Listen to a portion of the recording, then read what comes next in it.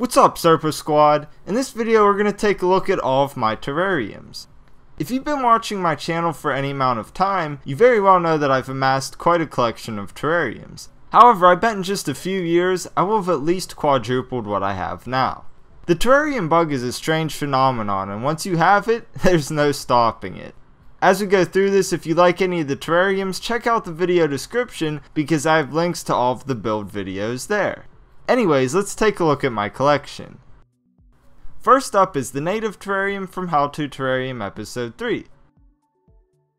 We refer to it as a native terrarium because it was constructed completely with local materials and plants other than the jar and barrier. It's somewhat minimalistic and consists of only a few plants and mosses, including a rattlesnake fern, sphagnum moss, and pillow moss. It also features a pretty large colony of Armadillidium vulgaris isopods and some native springtails. I didn't intently add these either, they no doubt were introduced through the substrate. If you obtain your materials outside and don't sanitize them, then you are guaranteed to end up with some critters. This current setup is about 7 months old, but I originally set it up 19 months ago. I used all of the same materials in the redo, but I added some new plants and leaf litter. I had to find plants that worked well with the isopods because they were decimating everything I tried previously. Although it doesn't look like it, I estimate roughly 30 adult isopods call this environment home. Anyways, I really enjoy this terrarium not only for the aesthetic, but also to watch the isopods. Next we have the 5-gallon jumbo terrarium. I made this one 14 months ago and it's doing great. I managed to get the jar for $10 at a flea market and the rest was history. Some unique features in this one include the Leca false bottom layer and the zebra stone hardscape. The plants consist of oak leaf creeping fig, variegated Syngonium podophyllum, Peperomia fraseri, Pilea spruciana, Begonia rex, and Java moss. I like this terrarium in its current state and it shows good signs of maturity, but I think I want to add more plants and potentially more hardscape later on. I don't think that I'm using this space as effectively as I possibly could, and I just feel like it needs something. This terrarium did house a vast colony of springtails at one point, and although they still live in here, it's far and few between that you actually see one. Regardless, this terrarium is doing very well and it has a bright future ahead of it. Now introducing a terrarium that you've never seen on this channel before, named Susie. Currently, this is my oldest existing terrarium at 5 years old. My fiance and I actually made it together as a little project. Alyssa named the terrarium Susie because it's graced with a Susie Wong fern. It also features oak leaf creeping fig, Begonia rex, and a few miscellaneous plants and mosses. This terrarium is in need of some maintenance, but overall it is doing quite well. In fact, springtails still call this place home 5 years later. Next we'll take the updated 1-month look at the Levitating mossarium. This terrarium is equipped with a magnet that allows it to float just above the platform. It's growing in extremely well, and I really like how the moss complements the scape, which consists of twigs and lava rock. I don't typically like lava rock, but this terrarium may have changed my perspective. As the name suggests, this terrarium is planted exclusively with various types of moss, which I labeled in the original build video. In case you were wondering, I only have this levitate for demonstration. Otherwise, I placed it on the dish that you saw in the beginning of this clip. Here we have a bottle terrarium that I made to explain the basic principles of a closed terrarium. This terrarium is 17 months old, and although it might not look it, it's doing fairly well. The first thing that probably catches your eye is the Selaginella uncinata, which is growing up and around the interior of the jar. There's also a dwarfed Cryptanthus mars, a dwarfed Philodendron silver, and some oak leaf creeping fig. The thing about this terrarium that is strange is the coloration of the philodendron. I suspect that it's from a phosphorus deficiency, but I like how it looks, so I'll just leave it be for now. Oh yeah, there's also some springtails still hanging out in here. Overall, I do like this terrarium, but it's a little flat in my opinion, so maybe in time I'll do a little work to it. Next up is the closed tropical terrarium from How to Terrarium episode 2. This is one of my personal favorites because it helped kickstart the growth of my channel. I also really enjoy the simplicity of it and how densely it's grown in. That being said, it's in need of some serious maintenance because the plants are starting to grow in so thick that they're suffocating one another. Trust me, I'm doing my best to hold off doing anything until the 2-year update though. Currently this terrarium is 22 months old and going very strong, so we're not far off. I guess I should also mention that it's planted only with oak leaf creeping fig, Java moss, Anubias nana, and some sphagnum moss that was once dried up in the substrate. I think this terrarium goes to show that you definitely do not need a huge variety of plants to create a nice looking terrarium.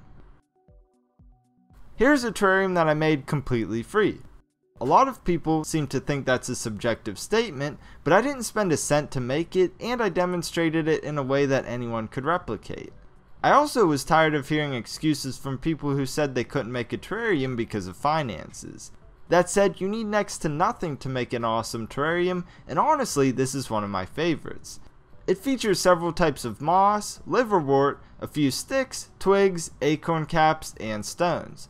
However, keep in mind that obtaining the materials is the easy part.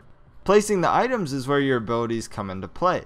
If you can get a successful layout and create good variation in texture, you're almost guaranteed to end up with a nice looking terrarium. Here's a bit of a throwback to one of the first terrariums I showed on this channel, the 1-year and 8-month-old chamber terrarium. I'm not sure what the intended use of this container is, but I found it years ago at a thrift store knowing that it would someday become a terrarium. It's comprised of 25 individual chambers, all sealed up with corks, featuring various types of moss. I keep this terrarium separate from my others, so it doesn't get nearly as much TLC as it probably should. As a result, a few of the chambers are looking pretty rough, while others are doing really well. In time, I think that I may redo the entire terrarium and get cool glass lids instead of corks. I think that I'm more adept at working in smaller spaces these days and could make something more interesting as well. Also, my hope for the near future is to keep all of my terrariums in the same location. On that note, we'll take a look at the ShipInABottle terrarium from How To Terrarium episode 5. This is another terrarium that's kept in a less than ideal location, so it's not receiving the optimal light or TLC from me. That said, at 20 months old, the ShipInABottle terrarium is still hanging in there. It's not doing terrible, it's just that the plant growth isn't nearly as dense as it probably should be. However, the Anubias nana and fern moss are still doing their thing. Because of the custom built wooden stand, the setup of this container is by far one of my favorites. Since I like the layout of this container so much, I really think that I want to revamp this terrarium in the near future. I believe that I could do something more interesting to play along more with the name ShipInABottle. Next up is the crazy dense Florence Flask Mossarium. To make this setup, I simply siliconed a Florence flask onto a candle holder.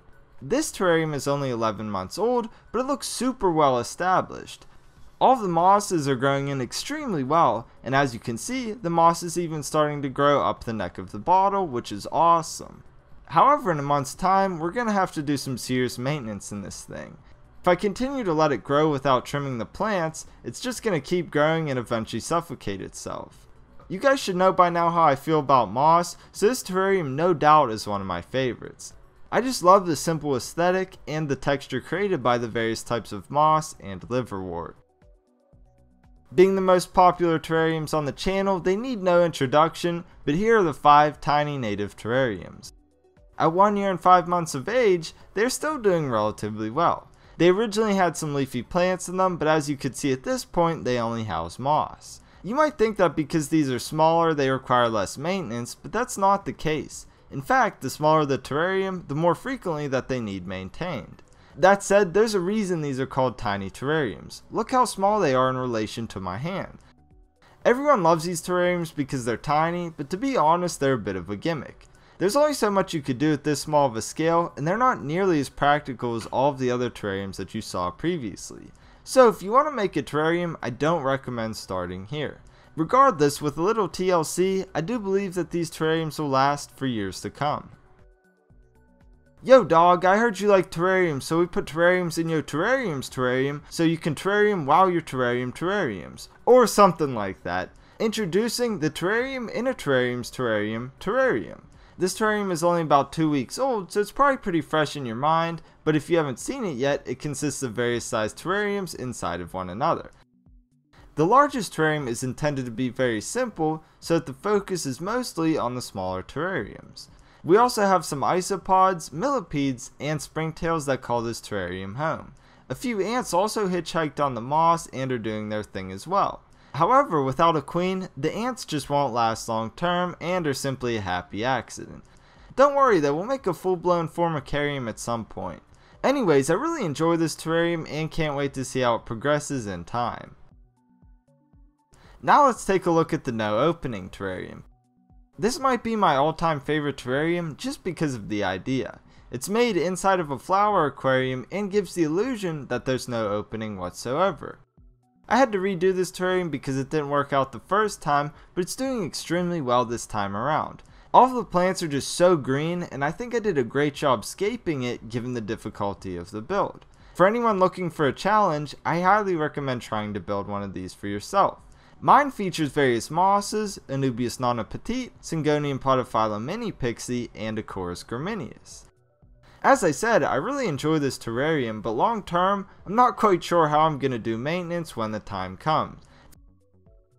Finally, we'll take a quick look at the terrarium in an aquarium. I have the video for this build titled as the world's first closed terrarium in an aquarium, and I got a lot of heat for it because it's somewhat disingenuous. However, to be fair, if you search for this online, there's nothing else quite like it. Plus, my goal is to get as many people interested in terrariums as possible, and that video did the trick. Anyways, there's not much else to say about this terrarium other than I put it inside of a 10-gallon aquarium. However, I should say that some people were concerned about me doing maintenance. Well, that's quite easy. All that I have to do is drain the aquarium below the jar's lid and open it on up. So there you have it, a quick look at all of my terrariums. Am I a terrarium addict? Maybe. I love this hobby and I want to share it with as many people as possible. It's fun, enriching, wholesome, and a good way to learn. Need a healthy way to cope with the stresses of the world? Want to reconnect with the natural world? Or perhaps you're looking for a way to bond with your loved ones? Well then, maybe it's time to make a terrarium. Here at Serpa Design, we believe the world would be a better place if everyone would terrarium. If you enjoyed seeing and hearing about my terrariums, be sure to like the video and show me some love. Again, if you want to learn how to make any of the terrariums that you just saw, be sure to check out the links in the video description. My goal is to provide the most thorough and complete terrarium guides in the world. On that, if you want to learn more about terrariums or other naturalistic enclosures, be sure to subscribe and hit the notification bell so that you don't miss out on my next upload. Anyways, thank you so much for watching, and I'll see you next time. Peace.